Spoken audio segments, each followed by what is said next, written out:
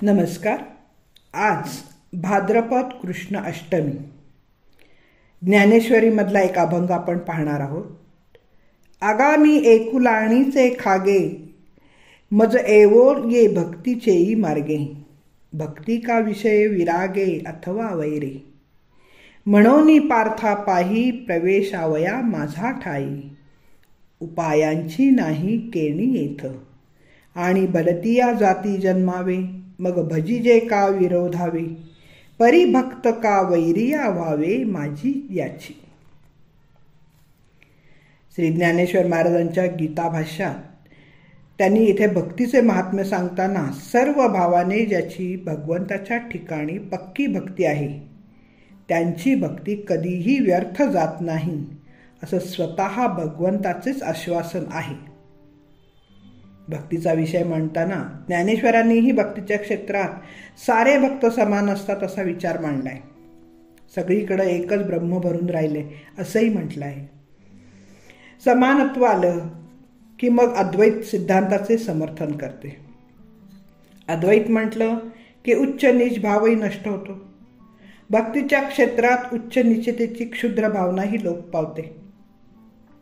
भगवंताच्या ठिकाणी अनन्य होण्यातच सार्थकता वाटते.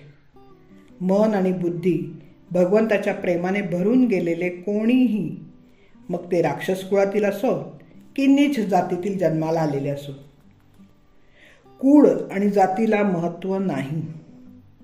भक्तीच्या संपन्नतेने भक्ती महात्म्यानेच भगवंताच्या ठिकाणी अनन्य होणे हे महत्त्वाचं.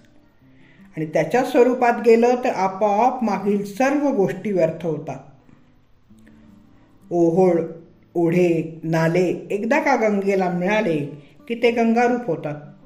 किंवा अग्नीत प्रवेश करीत नाही तोपर्यंत चंदन, खैर असा विचार करतो. त्याप्रमाणे जोपर्यंत लोक भगवंताची भक्ती करत नाही तोपर्यंत भेद हे असतातच. परब्रह्माच्या ठिकाणी मन एकाग्र झाले की व्यक्ती परमात्म स्वरूप होते. जीव भक्तीने परमात्म रूप होतो. तो परमात्म रूप झाला की व्यक्ती नामामुळे किंवा जातीवर्णामुळे निर्माण झालेली भिन्नता मात्र नष्ट होते. पुढे तर ज्ञानेश्वर महाराज म्हणतात की कोणत्याही एका निमित्ताने हेच चित्त भगवंताच्या स्वरूपात प्रवेश करेल तरी आपोआप परमात्म स्वरूपच होईल. हेची कवणे ऐसे मिसे चित्त माझा ठाई प्रवेशे. येतुले हो मग आपसई मी होणे असे. कोणत्याही निमित्तानं किंवा कारणाने भगवंताचा ध्यास होईल त्याला भगवत रूपात मिळता येते. परीस फोडण्याच्या निमित्ताने लोखंडाचा घाव त्यावर घातला तरी ते वाईट हेतूने काम करणाऱ्या लोखंडाचे सोने करते. परीसाचे मोठेपण ते हेच.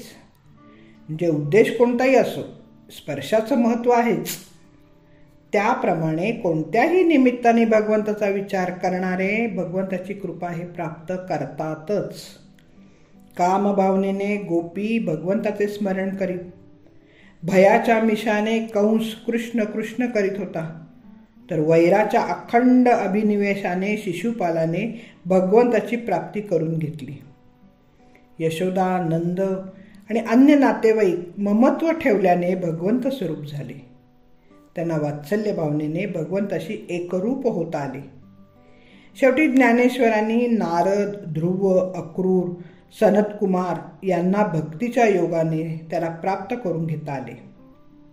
थोडक्यात भगवंत हाच सर्व मार्गांच्या मुक्कामाचे एक शेवटचं ठिकाण आहे.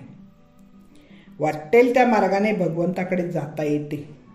भक्तीने, विषय वैराग्याने, वैराने, भीतीने, ममत्वाने कोणत्या मार्गाने भगवंताकडे जाता येते. भावना कोणतीही असली तरी परमात्म चिंतनाने परमात्म स्वरूप पावता येते. तेव्हा भगवंताच्या स्वरूपात मिळायचे असेल तर साधन अथवा उपाय याचे बंधन नाही. मग कोणत्याही जातीत जन्मावे, भक्ती करावी किंवा वैर करावे, परंतु भक्ती असो किंवा वैर असो ते भगवंताचेच असले पाहिजे हे मात्र खरे. भगवंताशी कशाही प्रकारे दृढ संबंध मात्र यायला हवा. तुकाराम महाराज म्हणतात, भक्तिभावे करी बैसोनी निश्चित, नको गोऊ चित्त प्रपंचासी. धन्यवाद. मी अभिवाचक सौभाग्यवती पल्लवी कुलकर्णी. नमस्कार.